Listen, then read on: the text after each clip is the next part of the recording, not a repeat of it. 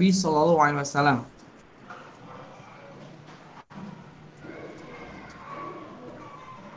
Kemudian untuk yang selanjutnya adalah macam-macam asbabul wurud.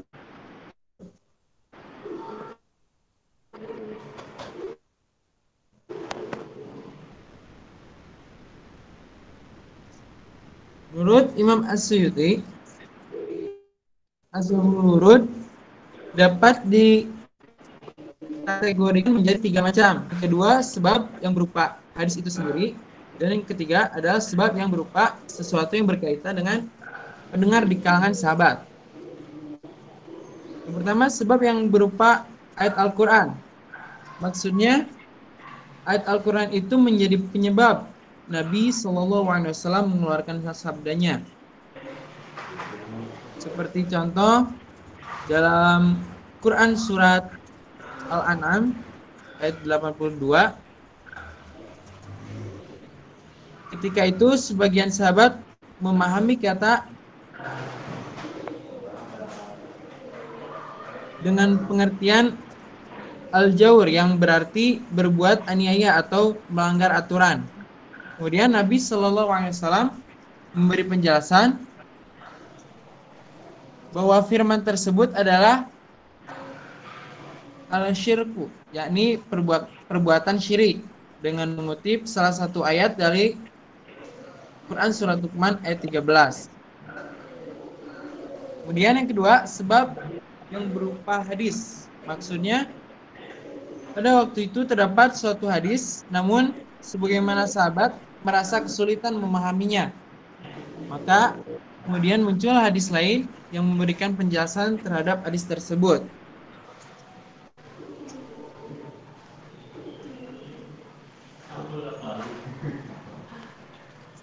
Nah, adapun yang ketiga, sebab yang berupa keterkaitan yang berkaitan dengan para pendengar di kalangan sahabat.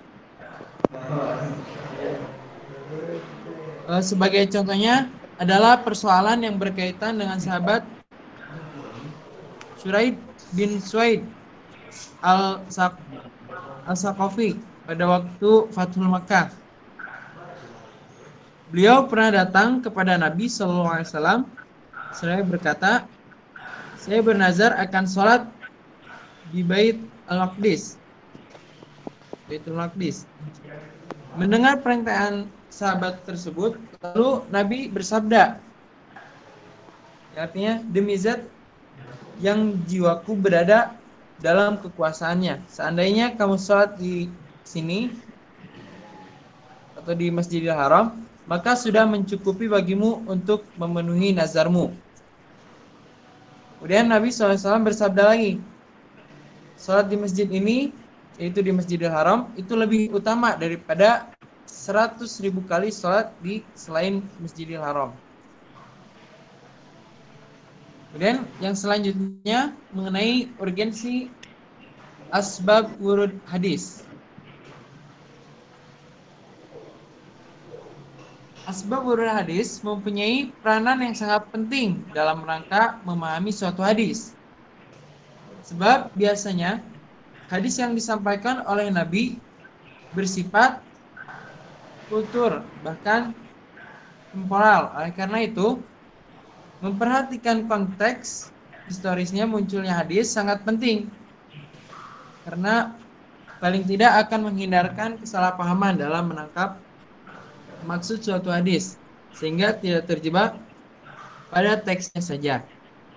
Sementara konteksnya terabaikan akan tetapi sama sekali. Bahkan kadang adapun urgensi asbab wurud hadis itu ada beberapa. Yang pertama, itu memudahkan memahami hadis-hadis, khususnya yang tampak bertentangan satu sama lain.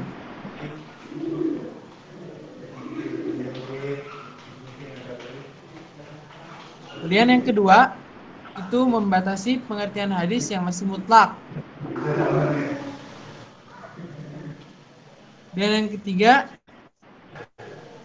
mentafsir atau merinci hadis yang masih bersifat global.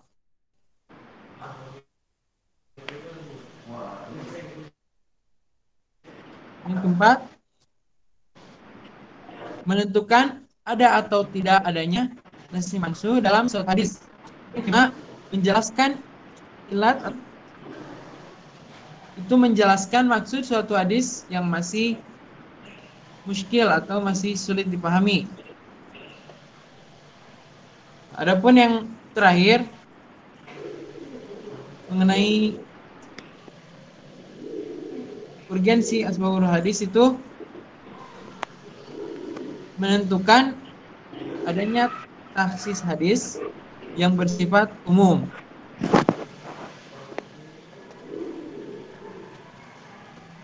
Mungkin dari presentasi pertama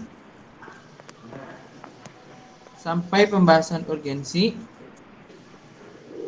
Untuk selanjutnya saya persilakan kepada Saudara Najmi untuk melanjutkan.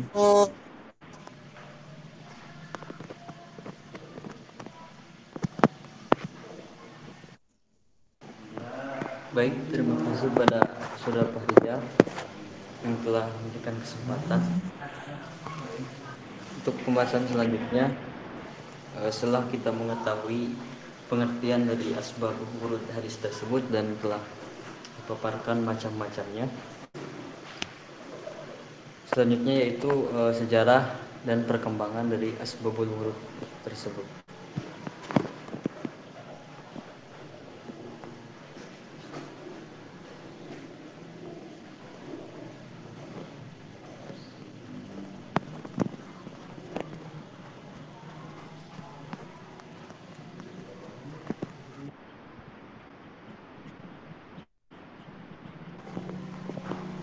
Siap, Ustaz.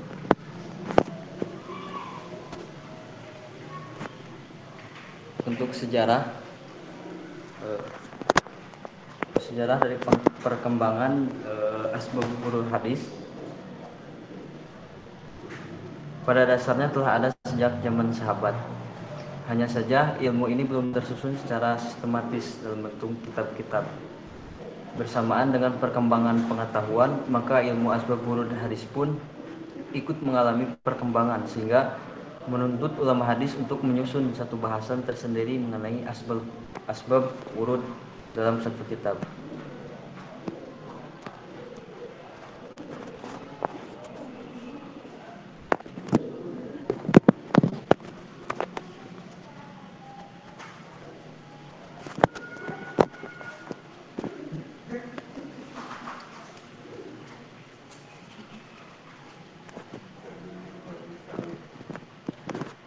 Untuk mengenai kitab-kitab yang memuat asbabul wurud hadis, yaitu Asbabul Wurud hadis karya Abu Hafs al-Ukhbari pada wafat tahun 339 Hijriah.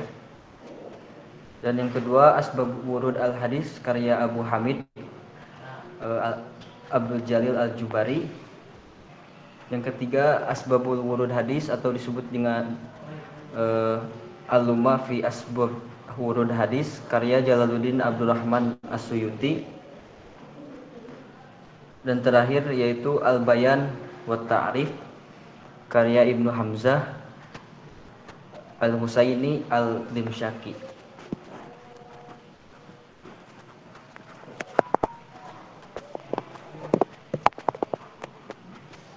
Itu mengenai sejarah dan kitab-kitab yang memuat dari asbabul wurud tersebut ya. Mungkin hanya itu dari saya. Untuk selebihnya saya kembalikan kepada Saudara Fahrijal. Terima kasih.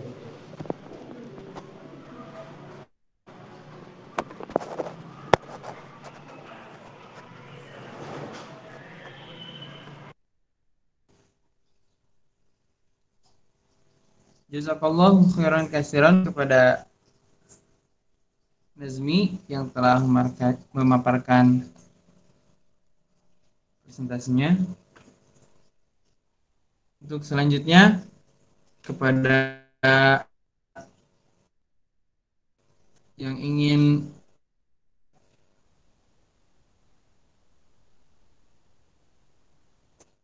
bertanya, saya persilahkan, saya buka forum diskusi.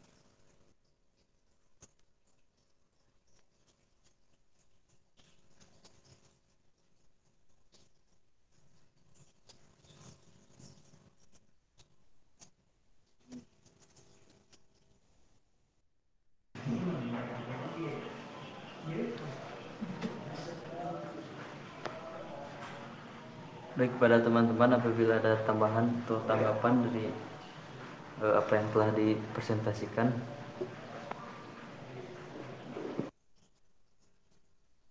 Mangga, bila badai nu naros.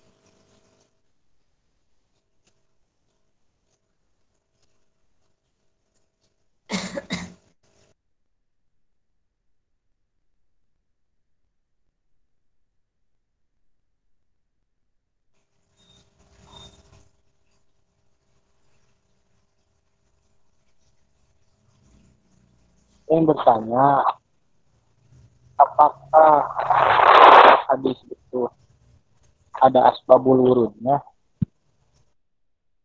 atau tidak? Bagaimana? Jadi begini, kan hadis Nabi itu banyak.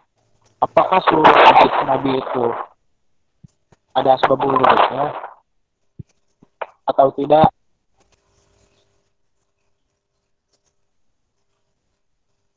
Boleh diulang sekali lagi nggak? Agak kurang jelas.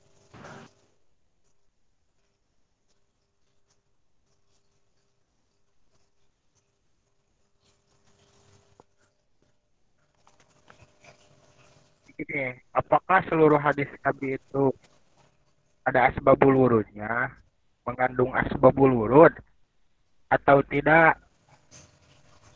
Oh ya, ditampung dulu ya untuk pertanyaannya.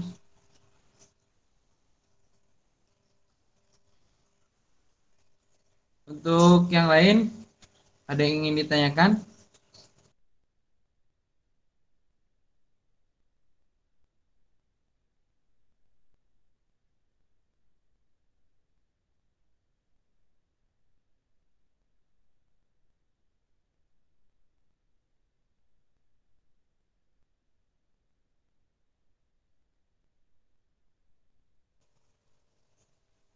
Gimana teman-teman? Ada yang ingin bertanya lagi?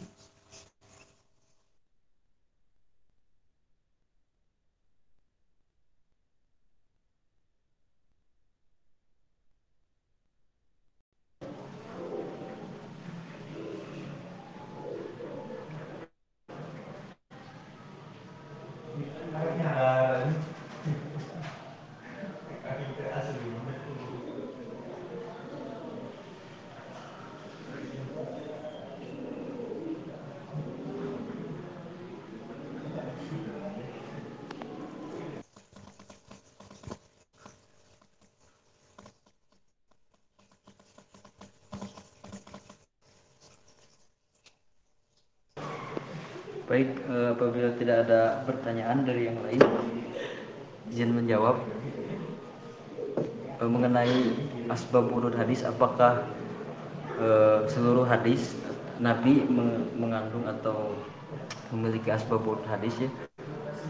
Hemat saya ya, apa yang saya ketahui tidak semua gitu hadis itu mengandung asbab wurud hadis. Jadi ada yang memang tegas dijelaskan bahwa hadis tersebut eh,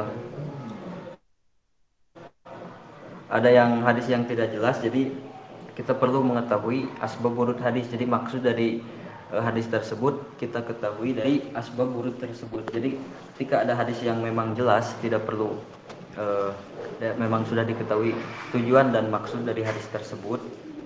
Jadi itu tidak memerlukan asbab wurud hadis. Mungkin itu ya, dari saya. Mungkin ada tambahan dari Pak Rijal.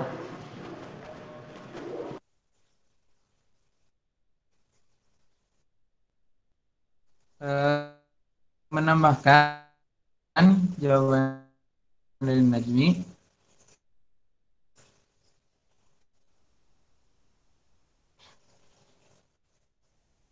Jadi hemat saya, hadis yang memiliki asbabun itu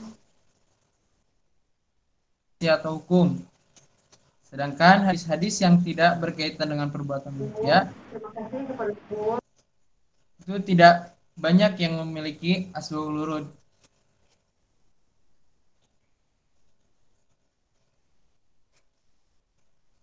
Bagaimana, Saudara Lutfi? Sudah jelas mungkin? Kepada rekan-rekan sekalian, mungkin ada yang ingin menambahkan jawabannya?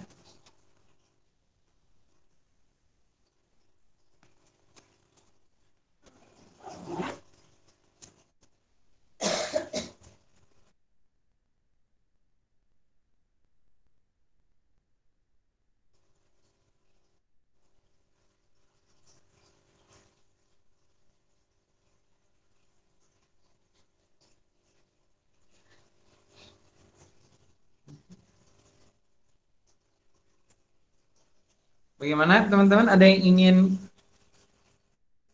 mungkin ingin menambahkan jawaban atau ingin bertanya?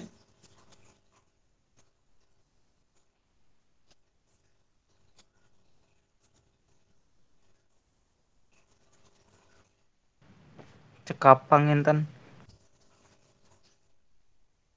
Oke, apabila tidak ada yang ingin ditanyakan lagi, mungkin saya tutup dengan doa Rabbana atina fid dunya hasanah wa fil akhirati hasanah wa qina azabannar. Assalamualaikum warahmatullahi wabarakatuh. Waalaikumsalam.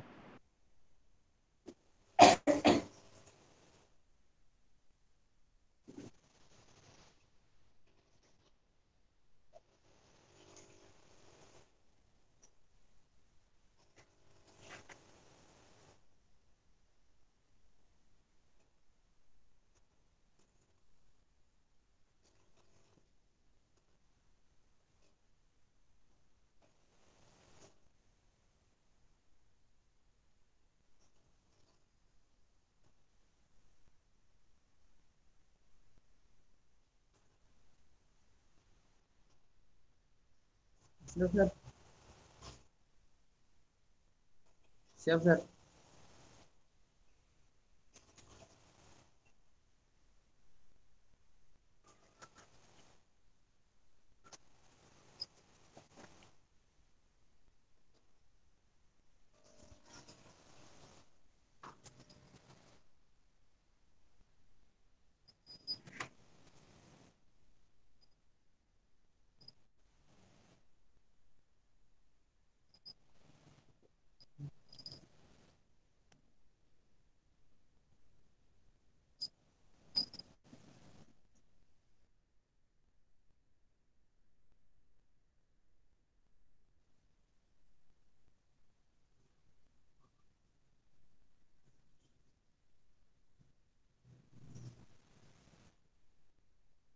Oh,